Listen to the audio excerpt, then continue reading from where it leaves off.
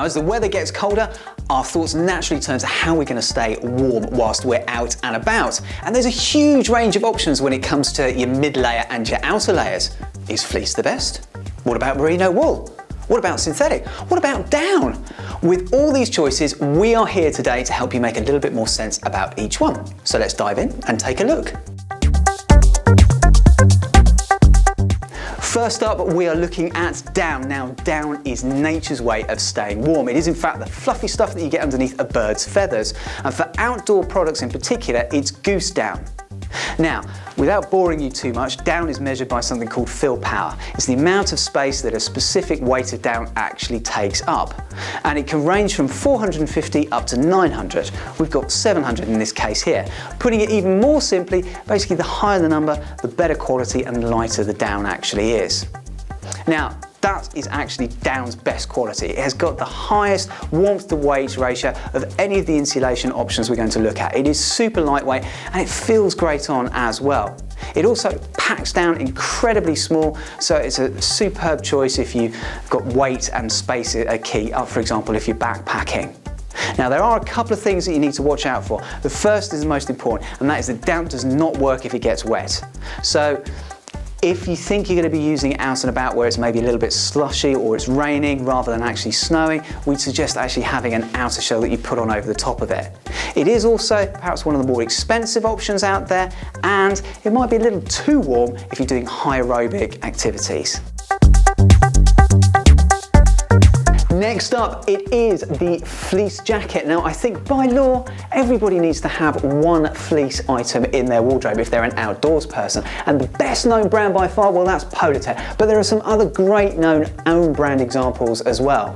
Now, it comes in a variety of different flavors. You've got lightweight, midweight, or heavyweight. So you can choose one based on the weather conditions or how cold you feel.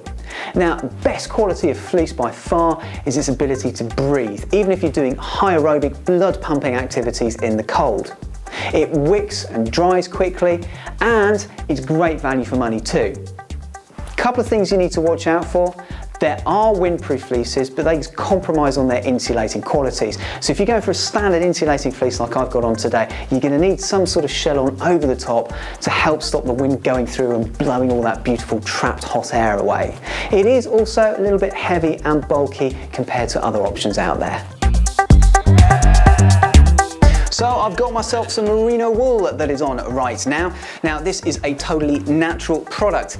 Merino wool comes from merino sheep. Now, they are able to live at high altitude because of the special nature of their wool, and it gives this particular garment here some fairly unique properties as a mid-layer. First up, it is non-itchy. I can actually wear this against my skin without wanting to rip it off and scratch my arms to death. It is also non-pongy too as well. You can wear merino wool mid-layers for weeks at a time and not have to worry about washing them.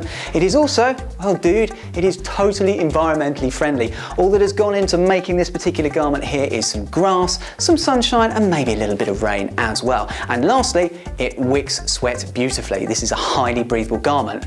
Things you might want to watch out for on the merino wool side, obviously, this is a pure mid-layer, it can't be used as an outer layer, it's not windproof at all. It is also relatively expensive as well, but I guess the plus side of that is that because it doesn't stink, you're not going to need to buy as many. And the other thing is that it will not dry as quickly as a synthetic base layer. And obviously that's not an issue, it's a horses for courses thing, it depends on what activity you're doing.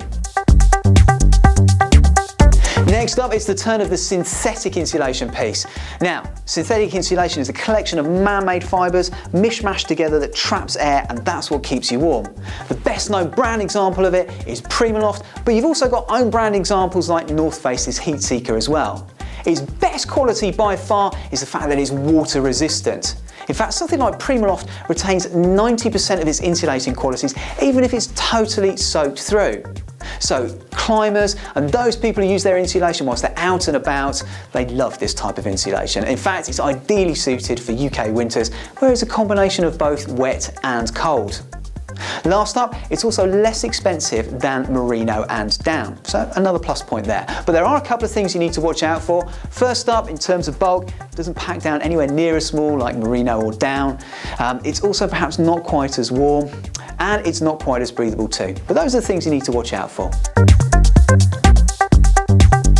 So So there you have our guides to mid-layer and outer layer insulation. We think it comes down to the balance between your budget, your activity, and how much you actually feel the cold yourself.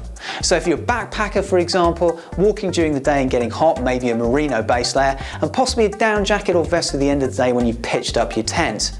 Are you heading out and about in the cold and the wet, or climbing? Possibly a synthetic layer would be best for yourself. And finally, are you running or moving fast and light? Then a fleece layer might be appropriate for underneath your wind shirt or your waterproof. We hope this has given you a bit of an insight. If you've got any questions, give our customer services guys and gals a bell, and most of all, thanks for watching.